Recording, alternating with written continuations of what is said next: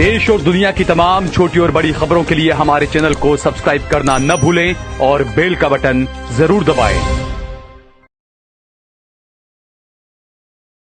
नमस्कार दोस्तों, स्वागत है आपका देश लाइव में और आपके साथ मैं हूं आशिमा त्यागी। दोस्तों फिर हाजिर हूं एक महत्वपूर्ण मुद्दा आपके बीच लेकर, आपके साथ सच का संवाद साधने के लिए। तो दोस्तों, देश का दुर्भाग्य तब शुरू होता है जब सत्ता में बैठा व्यक्ति समस्याओं से भागने लगे और सवाल पूछने लगे, और सवाल पूछने वालों को ही समस्या जो है वो घोषित कर दे। तो आज भारत की जो राजनीति है ठीक उसी मोड़ पर खड़ी दिखती है।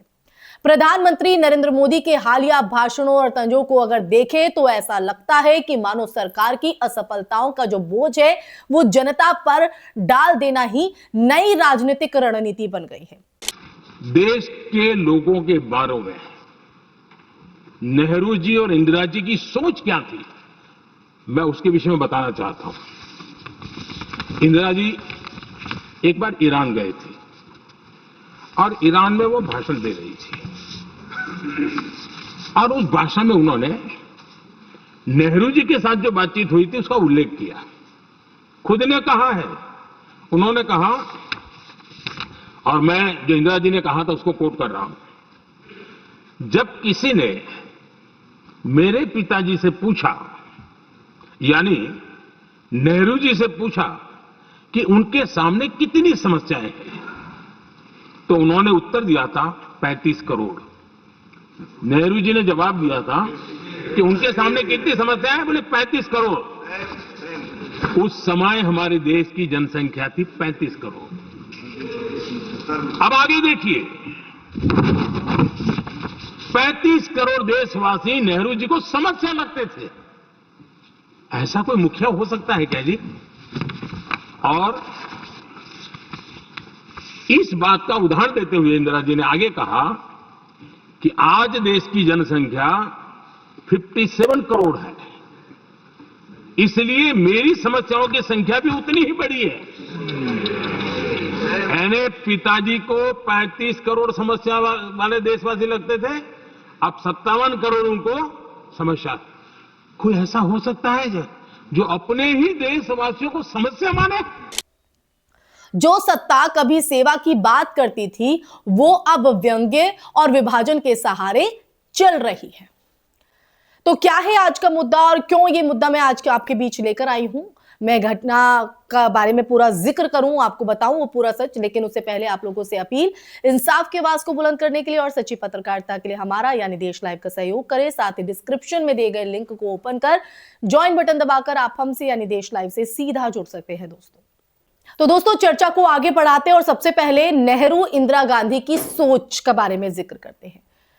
जी हां, ये सोच बनाम आज की राजनीति। जब पंडित जवाहरलाल नेहरू कहते थे कि हर भारतीय की समस्या देश की जिम्मेदारी है, तो उसका अर्थ था राज्य की संवेदनशीलता। आज उसी वाक्य को इस तरह तोड़ा मरोड़ा जा रहा है जैसे भारतीय खुद ही समस्या हो। नेहरू उस पीढ़ी के नेता थे जिन्होंने अंग्रेजों से लूटे बटे और दंगों से जूझते देश की बागडोर संभाली। 1947 में के बाद कहीं ना कहीं भारत के सामने शरणार्थी संकट, खाद्यान्न की कमी, अशिक्षा, सांप्रदायिक तनाव, सब कुछ एक साथ था। फिर भी नेहरू ने ना तो जनता को दोषी ठहराया और ना ही अपनी ही जिम्मेदारी से वो भागे। समझ रहे हैं आप? नहीं भागे वो अपनी जिम्मेदारी से, और जो अपनी जिम्मेदारी से नहीं भागता है ना, वो सबसे जिम्मेदार व्यक्ति होता है और वही इंसान भी होता है। तो दोस्तों इसी परंपरा की अगर हम बात करें तो इसी परंपरा को इंदिरा गांधी ने आगे बढ़ाया। 1971 का युद्ध हो, गरीबी हटाओ का नारा हो या बैंकों का राष्ट्रीयकरण हो, इन तमाम फैसलों पर असहमति हो सकती है, लेकिन यह नकारा नहीं जा सकता कि नीति के केंद्र में आम भारतीय था, ना कि चंद कॉरपोरेट चेहरे, जैसा कि आज के कहीं ना कहीं सिनेरियो या परिस्थितियों में है। अब आते हैं साहस और जिम्मेदारी का फर्क। दोस्तों इतिहास हमें बताता है कि नेहरू दंगों के समय सड़क पर उतरे, राहत शिविरों में गए और संसद में घंटों बहस भी की, और आज तस्वीर उल्टी है।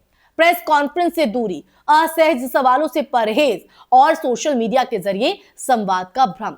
लोकतंत्र में नेता की जो परीक्षा है वो तालियों से नहीं, सवालों से होती है। अगर सत्ता सवालों से डरने लगे तो आप समझ लीजिए कि लोकतंत्र बीमार है, बीमार है वो। तो लोकतंत्र बीमार क्यों हो जाता है? तो वो इसलिए हो जाता है क्योंकि हम चुप हो जाते हैं, हम सवाल नहीं करते हैं। अब आते हैं विकास बनाम वितरण की सच्चाई पर। दरअसल आज सरकार बार बार विकास के दावे करती है, बार बार विकास के दावे हो रहे हैं, लेकिन सवाल यह है कि उस विकास का लाभ किसे मिल रहा है? ऑक्सफैम और अन्य वैश्विक रिपोर्ट बार बार इशारा कर चुकी है कि भारत में असमानता खतरनाक स्तर पर पहुंच रही है। चंद लोगों की संपत्ति तेजी से बढ़ी है, जबकि करोड़ों की जो आय है स्थिर या घटती गई है। नेहरू का भारत इंक्लूसिव ग्रोथ की जो कल्पना है वो करता था दोस्तों, इंक्लूसिव ग्रोथ, समझ रहे हैं, जहां योजना आयोग, सार्वजनिक क्षेत्र और शिक्षा संस्थानों के जरिए व्यापक समाज को ऊपर उठाया जाए। और आज योजना आयोग नहीं, नीति आयोग है, लेकिन जमीनी असमानता पहले से कहीं ज्यादा है कि नहीं दोस्तों? ध्रुवीकरण की राजनीति और उसके खतरे पर अब आते हैं, क्योंकि यह सबसे चिंताजनक पहलू है जो समाज को लगातार हिंदू मुस्लिम में बांटना, उसमें काम कर रहा है। जब रोजगार, महंगाई और शिक्षा जैसे मुद्दों पर जवाब देने की बारी आती है, उन पर बात होनी चाहिए, तब भावनात्मक ध्रुवीकरण को ढाल बना लिया जाता है, यानी हिंदू मुस्लिम। नेहरू और इंदिरा की राजनीति में धर्म निजी आस्था था, निजी आस्था, सत्ता का हथियार नहीं। और आज आस्था को राजनीति का ईंधन बना दिया गया है। उसके ही कंधे पर बंदूक रखकर निशाना बनाया जाता है, और नतीजा टूटा हुआ सामाजिक ताना बाना, वो सामाजिक ताना बाना जिसमें आप और हम रहते हैं दोस्तों। तो हमें कहीं ना कहीं मुख्य मुद्दों से भटकाने के लिए गुमराह किया जाता है। अब आते हैं लोकतंत्र की असली परीक्षा पर। लोकसभा केवल कानून पास करने की जगह नहीं है, बल्कि जनता की पीड़ा सुनने का मंच भी है। प्रेस कॉन्फ्रेंस केवल औपचारिकता नहीं, बल्कि जवाबदेही का माध्यम है। जब सत्ता इन मंचों से कतराने लगे तो सवाल उठना स्वाभाविक है। क्या सरकार आलोचना से डरती है? क्या उसे समस्याओं की वास्तविक संख्या का अंदाजा भी है? यह सवाल यहां पर खड़ा होता है दोस्तों, कि क्या यह अंदाजा उस संख्या का किया जा सकता है जो वास्तविक संख्या है? तो ऐसे में ये जो परिस्थितियां हैं, ये जो हालात हैं, इनसे हमें रूबरू होना होगा, इनके प्रति हमें जागरूक होना होगा और समझना होगा कि हमें अपनी आवाज कैसे उठानी है, हमें कैसे सत्ता से सवाल करने हैं। क्योंकि दोस्तों एक बात साफ है कि भारत किसी एक व्यक्ति, एक पार्टी या एक विचारधारा की बपौती नहीं है। ये 140 करोड़ लोगों की उम्मीदों, संघर्षों और सपनों का साझा सफर है। नेहरू की भाषा सत्ता की भाषा ही नहीं थी, सत्ता की भाषा नहीं थी, जिम्मेदारी की भाषा थी। और आज जरूरत उसी संवेदनशीलता की है, जहां नेता जनता को बोझ नहीं, ताकत समझे।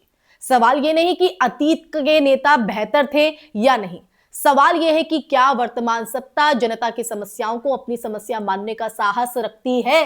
लोकतंत्र का भविष्य इसी जवाब पर टिका हुआ है। अब जवाब कौन देगा और ये सच से हम कैसे रूबरू होंगे, ये तो दोस्तों हमें ही आगे आकर डिसाइड करना होगा। इसी के साथ पूरा सच मैंने आपको बताया इस चर्चा के माध्यम से। मैं चर्चा में फिलहाल यही विराम लगाना चाहूंगी। ये चर्चा आपको कैसी लगी, आप मेरी बात से कितना इत्तेफाक रखते हैं, इस पर आपका नजरिया क्या है, आपकी राय क्या है, कमेंट सेक्शन में कमेंट करके जरूर बताइएगा दोस्तों। साथ ही कोई ऐसा मुद्दा जो आपके जहन में और आप चाहते हैं कि देश लाइव उस पर बात करे, वो सच आपको दिखाए, तो वो भी आप हमारे साथ शेयर कर सकते हैं, ताकि वो मुद्दा हम अगली चर्चा में शामिल कर सके। इसी के साथ इस वीडियो को ज्यादा से ज्यादा शेयर कीजिए, हमारे चैनल देश लाइव को सब्सक्राइब कीजिए। फिर हाजिर होंगे ऐसी चर्चा लेकर, तब तक के लिए अपना ख्याल रखें। जय हिंद, जय भारत, नमस्कार।